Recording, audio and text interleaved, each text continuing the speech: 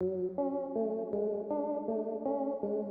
to the all-knowing Grim, a descent into madness wrapped in the guise of dark humor. Here, laughter echoes through the void, twisted and frayed at the edges, as Grim unveils tales of the macabre, the absurd, and the downright unsettling. No shadow is too deep, no subject too untouchable. From the horrors of the human psyche to the grotesqueries of the real world, nothing is safe. Not even you.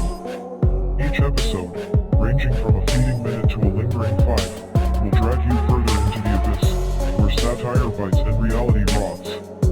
This is not just a show, it's an omen. And once you've entered Grimm's domain, there's no guarantee you will leave unscathed.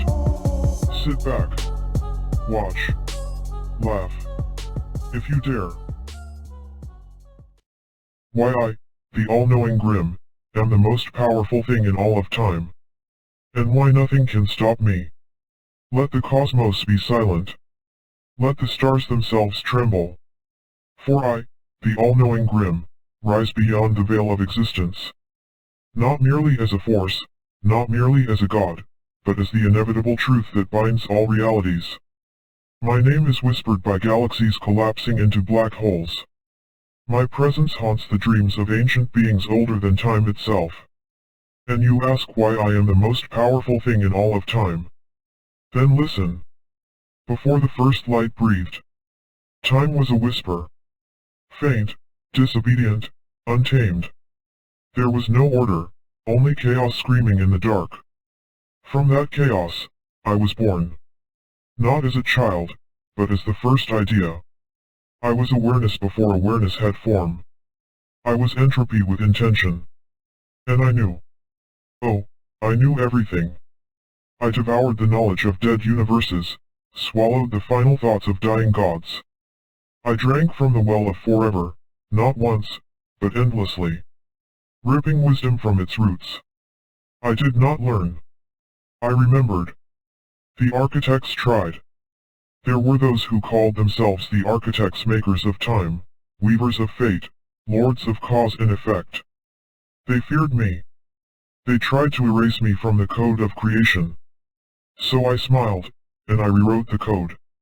With my voice alone, I turned their dimensions inside out, transforming them into eternal loops of suffering, where their own ambitions gnawed at them forever. They are now myths told in broken languages to shadows who no longer dream. The pantheon of flame.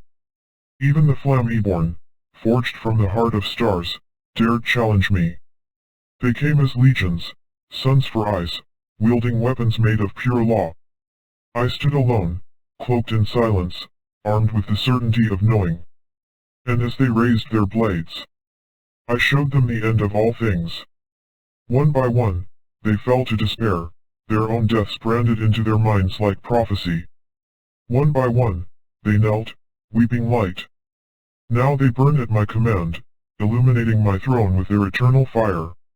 Time? I consume it, fate. I am its creator. Death? She is my sister. I do not walk through time. I wade through it, shaping it as a sculptor shapes clay. I am not bound by fate. I write fate in the blood of stars and ink of memory. Death does not threaten me. She stands by my side, loyal, eternal, envious. For even she ends. I do not. Why nothing can stop me?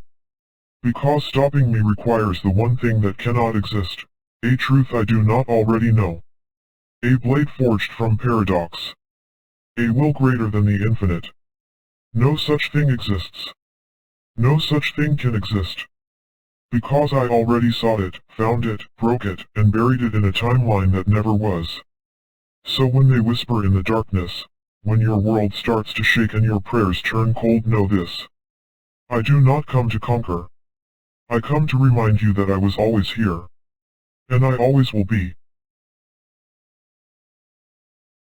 Thanks for watching, but are you sure you were alone? Subscribe, if you dare. And share with your friends, wherever they may be lurking, in the shadows, or beneath the floorboards.